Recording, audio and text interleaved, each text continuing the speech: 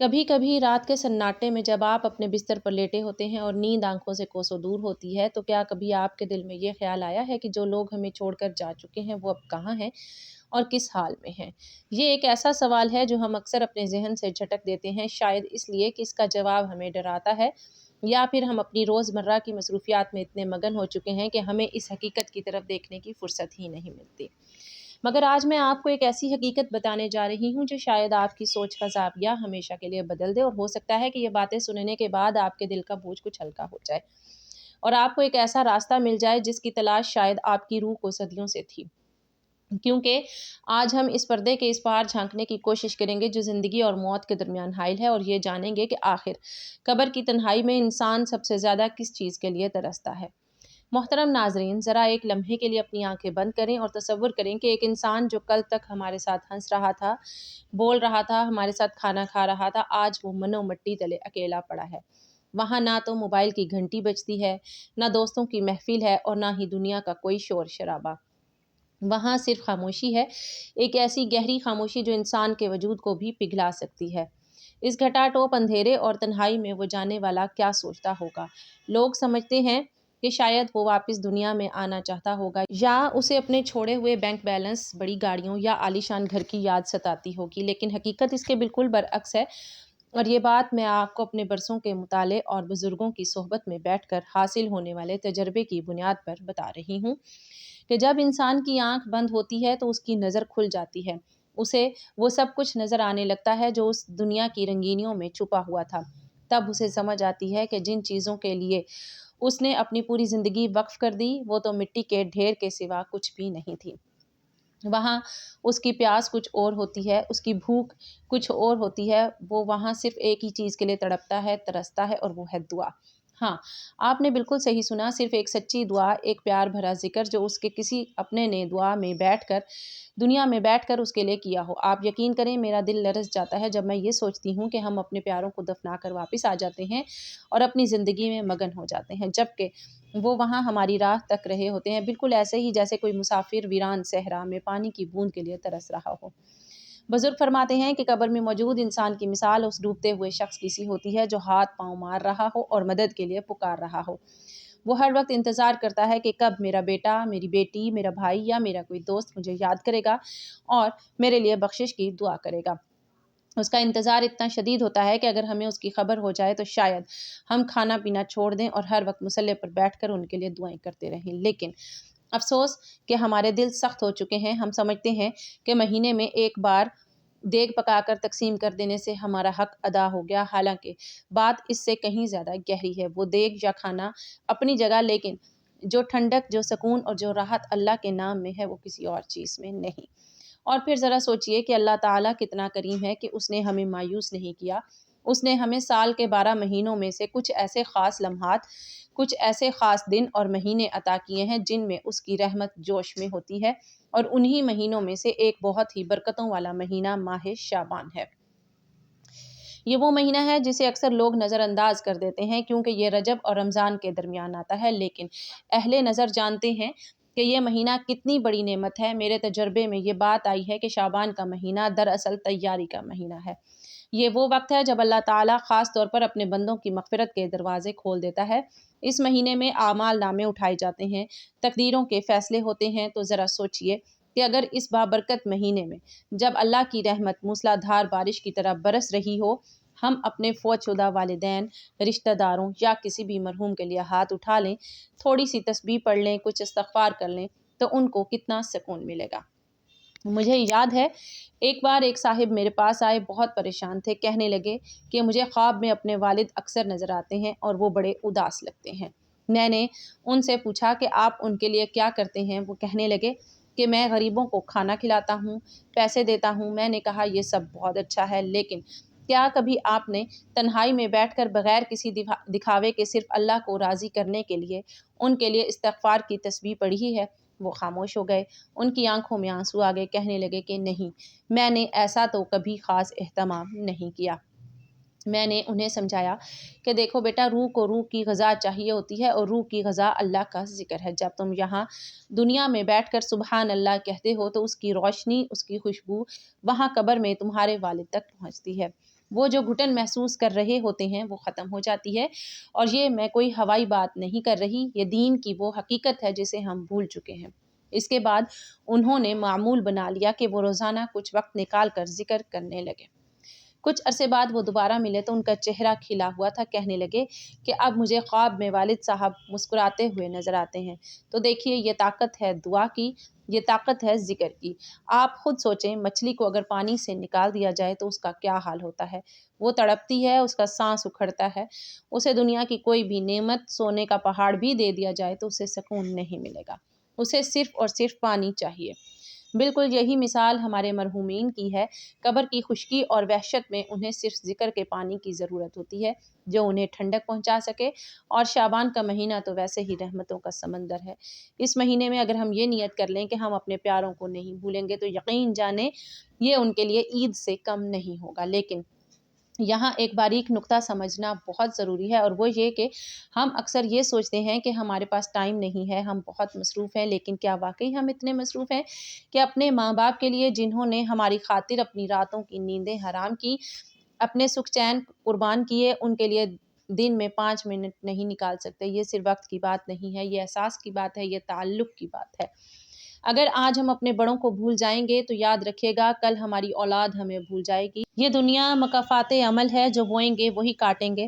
اس لیے میں اکثر اپنے دوستوں سے کہتی ہوں کہ اپنی زندگی میں ہی یہ عادت بنا لیں کہ روزانہ کچھ نہ کچھ پڑھ کر اپنے مرحومین کو بخشو، چاہے وہ ایک بار سورۃ فاتحہ ہی کیوں نہ ہو۔ اللہ تعالیٰ کی ذات بہت قدردان ہے، وہ آپ کی ٹوٹی پھوٹی کوشش کو بھی قبول کر لیتا ہے، بشرطے کہ وہ خلوص دل سے ہو۔ شعبان کے مہینے کی فضیلت اس لیے بھی زیادہ ہے کہ یہ رمضان کا پیش خیمہ ہے۔ جیسے ہم کسی مہمان کے آنے سے پہلے گھر کی صفائی کرتے ہیں، خوشبو لگاتے ہیں، اسی طرح شعبان میں ہمیں اپنی اور اپنے مرحومین کی روحانی صفائی کا اہتمام کرنا چاہیے۔ تصور کریں کہ آپ کا کوئی عزیز جیل میں قید ہو اور وہ کسی سفارش کا منتظر ہو، اور اچانک اسے پتہ چلے کہ اس کی سزا معاف ہو گئی ہے، تو اس کی خوشی کا کیا ٹھکانہ ہوگا۔ بالکل اسی طرح جب ہم یہاں سے درود شریف پڑھ کر، کلمہ طیبہ پڑھ کر ان کو ہدیہ کرتے ہیں تو فرشتہ یہ تحفہ لے کر ان کے پاس جاتا ہے اور کہتا ہے کہ خوش ہو جاؤ، یہ تمہارے فلاں رشتہ دار نے دنیا سے تمہارے لیے بھیجا ہے۔ اس وقت ان کی قبر نور سے بھر جاتی ہے، ان کے چہرے چمک اٹھتے ہیں اور وہ فخر کرتے ہیں کہ دنیا میں میرا کوئی ہے جو مجھے یاد کرتا ہے۔ لیکن اگر ہم ایسا نہ کریں تو وہ مایوس ہو جاتے ہیں، ان کی امید ٹوٹ جاتی ہے، اور یہ مایوس کر دینا بہت بڑی بدبختی کی بات ہے۔ میں آپ سے ایک سوال پوچھتی ہوں اور اس کا جواب آپ نے کمنٹ میں نہیں لکھنا بلکہ اپنے دل میں سوچنا ہے۔ آخری بار آپ نے کب اپنے کسی مرحوم رشتہ دار کے لیے سچے دل سے آنسو بہا کر دعا مانگی تھی؟ اگر بہت عرصہ گزر گیا ہے تو گھبرائیں نہیں، ابھی بھی وقت ہے، اللہ کا دروازہ کھلا ہے، خاص طور پر اس مبارک مہینے میں جب ہوائیں بھی مغفرت کی چل رہی ہیں۔ آج ہی سے، ابھی سے یہ عہد کریں کہ ہم ان بھولی بسری روحوں کو تنہا نہیں چھوڑیں گے، کیونکہ قبر میں انسان بالکل بے بس ہوتا ہے، وہ خود اپنے لیے کچھ نہیں کر سکتا، اس کا نامہ اعمال بند ہو چکا ہوتا ہے، اب اس کی ساری امیدیں آپ سے وابستہ ہیں۔ آپ اس کا سرمایہ ہیں، آپ اس کا صدقہ جاریہ ہیں، اگر آپ ہی اسے بھول جائیں گے تو پھر کون یاد کرے گا؟ اور یہاں ایک اور دلچسپ بات جو میں نے محسوس کی ہے وہ یہ ہے کہ جب ہم اپنے مرحومین کے لیے دعا کرتے ہیں تو صرف ان کا بھلا نہیں ہوتا بلکہ ہمارا اپنا دل بھی نرم ہو جاتا ہے، ہماری اپنی زندگی میں سکون آ جاتا ہے، ہمارے بگڑے ہوئے کام سنورنے لگتے ہیں، کیونکہ جب ہم اللہ کے بندوں پر رحم کرتے ہیں تو اللہ رب العزت ہم پر رحم فرماتا ہے۔ اسی لیے میری آپ سب سے گزارش ہے کہ اس شعبان کو خالی نہ جانے دیں، اسے غفلت میں نہ گزاریں، اپنے دن کا ایک حصہ چاہے وہ چھوٹا ہی کیوں نہ ہو اپنے پیاروں کے لیے مختص کر دیں، تسبیح اٹھائیں اور دل کی گہرائیوں سے ان کے لیے بخشش مانگیں۔ یقین کریں یہ عمل ان کے لیے قبر میں ایسے ہی ہے جیسے شدید گرمی میں کسی کو ٹھنڈا پانی مل جائے، یا جیسے اندھیرے کمرے میں اچانک چراغ جل اٹھے۔ ان کی راحت کا سامان کیجیے، اللہ آپ کی راحت کا سامان کرے گا۔ اور یہ مت سوچیے گا کہ میں کیا پڑھوں، کتنا پڑھوں، اللہ تعداد نہیں دیکھتا، اللہ تڑپ دیکھتا ہے، اللہ نیت دیکھتا ہے۔ اگر آپ ایک بار بھی محبت سے لا الہ الا اللہ کہہ کر بخش دیں گے تو وہ بھی پہاڑ جتنا وزن رکھتا ہے۔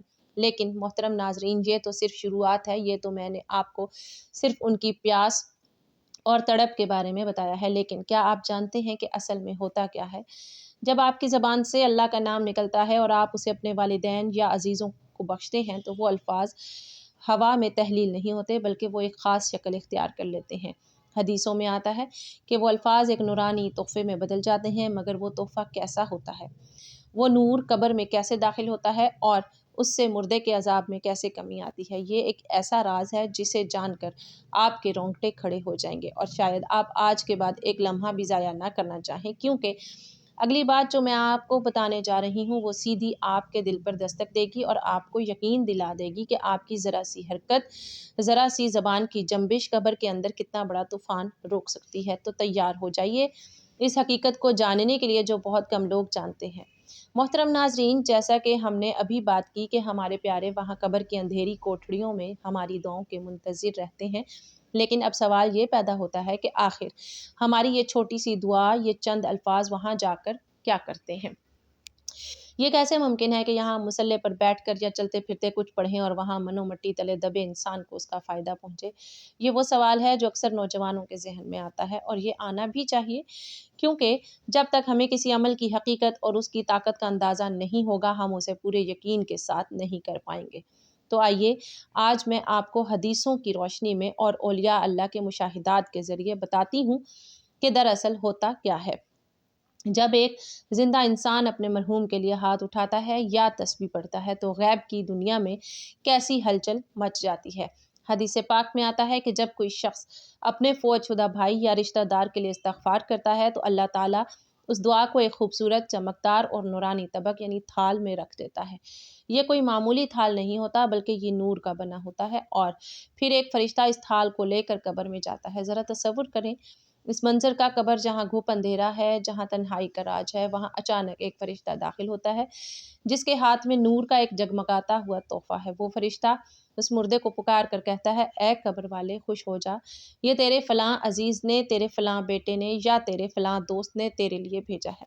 جیسے ہی وہ مردہ اس تحفے کو دیکھتا ہے اس کی قبر کا کونا کونا روشن ہو جاتا ہے۔ اس کی وحشت جو اسے کاٹ کھا رہی ہوتی ہے وہ انسیت اور سکون میں بدل جاتی ہے۔ یہ ایسے ہی ہے جیسے کسی کو کال کوٹھری میں قید رکھ دیا ہو اور اچانک اس کے گھر سے اس کا پسندیدہ کھانا اور خط آ جائے۔ اس کی خوشی کا کوئی ٹھکانہ نہیں ہوگا۔ بالکل اسی طرح بلکہ اس سے بھی ہزاروں گنا زیادہ خوشی اس مردے کو ہوتی ہے۔ وہ اس نور کو اپنی آنکھوں سے لگاتا ہے، اسے اپنے سینے میں اتارتا ہے اور پھر دل کی گہرائیوں سے اپنے بھیجنے والے کے لیے دعا کرتا ہے کہ یا اللہ، جس طرح اس نے مجھے یاد رکھا اور مجھے سکون پہنچایا، تو اسے بھی دنیا اور آخرت میں سکون عطا فرما۔ آپ کو پتہ ہے ایک بزرگ فرمایا کرتے تھے کہ بعض اوقات قبر میں مردہ عذاب کی حالت میں ہوتا ہے، شاید اس سے دنیا میں کوئی ایسی غلطی ہو گئی ہو جس کی توبہ وہ نہ کر سکا ہو، اور وہاں تکلیفوں میں مبتلا ہوتا ہے۔ اچانک اس کا عذاب روک دیا جاتا ہے، آگ ٹھنڈی ہو جاتی ہے، سانپ بچھو ہٹ جاتے ہیں۔ وہ حیران ہو کر پوچھتا ہے کہ یہ کیسے ہوا، میرے اعمال تو ایسے نہیں تھے۔ تو اسے بتایا جاتا ہے کہ تیرے فلاں بیٹے نے تیرے لیے استغفر اللہ پڑھا ہے، اس کی دعا کی برکت سے اللہ نے تیرا عذاب معاف فرما دیا۔ سبحان اللہ۔ ذرا سوچیں تو صحیح، ہمارے یہ چند الفاظ کسی کی کتنی بڑی مشکل حل کر سکتے ہیں۔ ہم یہاں آرام سے بستر پر لیٹے ہوتے ہیں، پنکھا چل رہا ہوتا ہے اور ہم محض زبان ہلا کر استغفر اللہ ربی من کل ذنب واتوب الیہ پڑھ لیتے ہیں۔ ہمیں لگتا ہے کہ یہ بس ایک روٹین ہے، لیکن وہاں قبر میں کسی کی جان بچ رہی ہوتی ہے، کسی کی آگ بجھ رہی ہوتی ہے۔ کیا یہ سودا مہنگا ہے؟ کیا ہم اپنے پیاروں کے لیے اتنا بھی نہیں کر سکتے؟ میں آپ کو ایک واقعہ سناتی ہوں جو بڑا عبرتناک بھی ہے اور سبق آموز بھی۔ ایک بار ایک اللہ والے قبرستان سے گزر رہے تھے، ان کا کشف کھلا ہوا تھا، یعنی اللہ نے انہیں وہ دیکھنے کی طاقت دی تھی جو عام آنکھ نہیں دیکھ سکتی۔ انہوں نے دیکھا کہ تمام قبر والے اپنی قبروں سے باہر نکل کر کسی چیز کو چن رہے ہیں، جیسے کوئی ہوا میں بکھرے ہوئے موتی اکٹھے کر رہا ہو، لیکن ایک قبر والا خاموش، اداس ایک طرف بیٹھا تھا۔ وہ کچھ بھی چننے کی کوشش نہیں کر رہا تھا۔